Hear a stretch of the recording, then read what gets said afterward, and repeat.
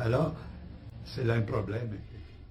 Sur le plan de l'action, quels ont été vos rapports avec le national-socialisme et le fascisme? Est-ce qu'à cet égard, il faut se reporter à votre livre « Le fascisme et ses critiques du point de vue de la droite », suivi des remarques sur le Troisième Reich?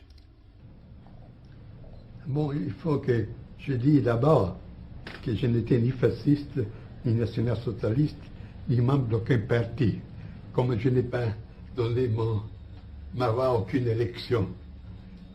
Pour ce qui est de ce mouvement, il y a deux côtés à considérer. L'un négatif, c'est-à-dire leur négation.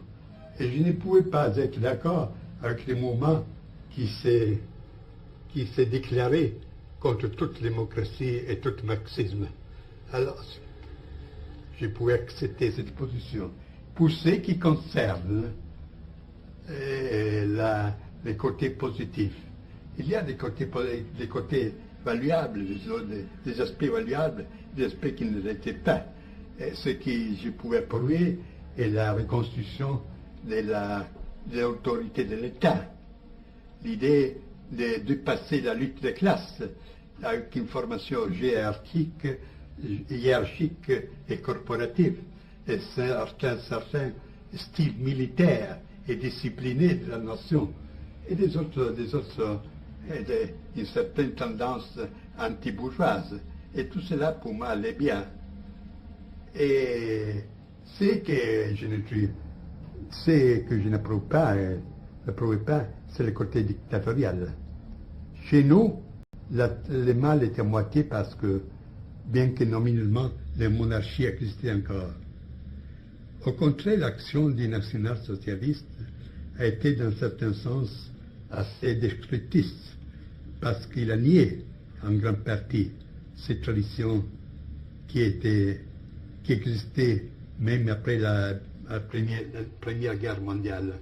Alors, pour ce qui sont les rapports avec ce mouvement, je n'ai exercé presque aucune action dans le monde du fascisme, aussi pour des raisons particulières de mentalité et pour une sorte de maçonnerie qui s'était formée là, des groupements fermés.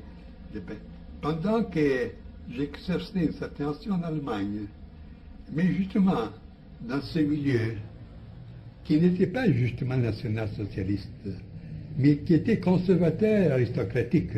Et j'étais très ami du baron von Gleichen, qui était le président du Herrenclub, du club de seigneurs de Berlin, dont le rôle est assez connu dans la période précédente. Et pas avec les mouvements nazistes en tant que tel. Pour Hitler, je n'avais aucune sympathie, parce qu'avant tout, j'ai trouvé qu'il était une nature prolétarienne. En second lieu, qu'il est un type dangereux de posséder, bien très doué, d'où ses succès, etc.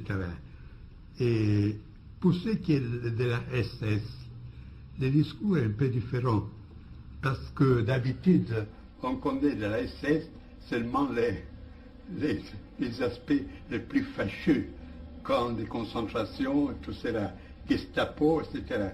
Mais il faut se rappeler que Himmler flirtait avec l'idéal d'un ordre, ce qu'on appelait, il y a aussi un livre en français, l'ordre noir.